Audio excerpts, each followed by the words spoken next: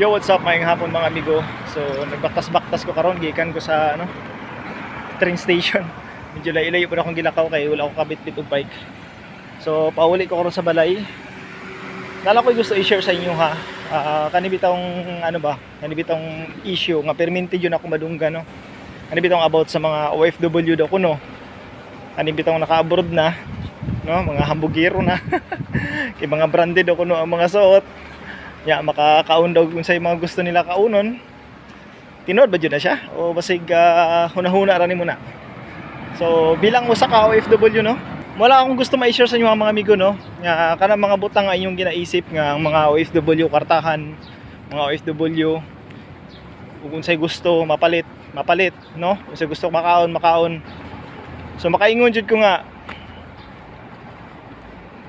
tama juga sa imong giunahuna nimo. Pero naana ka diri makaingon jud kag mali ang imong giunahuna. Kung maka-experience ka no, unsay sitwasyon diri sa mga OFW, makaingon jud ka nga mali di imong ginaisip nimo. Sa tinuod lang mga amigo, ako base ako ang experience nako no. Sa mga nagasulti nga kung kwartahan ba ang mga OFW. Kwartahan sa tinuod jud ug obligasyon sa Pilipinas no. Kung aduna kay anak, aduna kay obligasyon sa Pilipinas, na kay ginapa-eskwela no, na kay ginasuportahan. So hunahunawon nimo maayo kung angay ba jud ka moingon ka nga kwartahan ang mga nasa abroad. Kaya kung ikaw ang wala sa sitwasyon, dili jud nimo ma-realize no ang kanang imong ginaisip ug kanang imong ginaingon.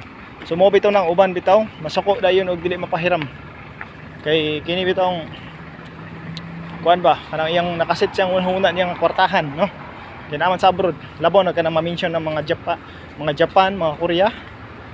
So, mura na akong maingon sa mga tao diyan sa Pilipinas no. So, ayaw mo kalain ug dili mo mapahiram kay tungod no, masayod mo nga ang mga OFW diri wala ka pa munit og kwarta diri Sama karon no, tiinita. Katulog-tulo ang singot. Ako gani nga nagbaktas-baktas ako no, rest din ako karon. Nagtulo-tulo ako singot. Unsa ka ng mga nagatrabaho sa construction no. Nagatrabaho sa mga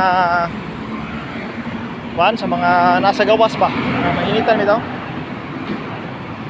So mo nang usahay kontrol na tutungan ng huna na to nga mo bungat tag istorya nga ikasakit sa buot sa atong isig ka tawo.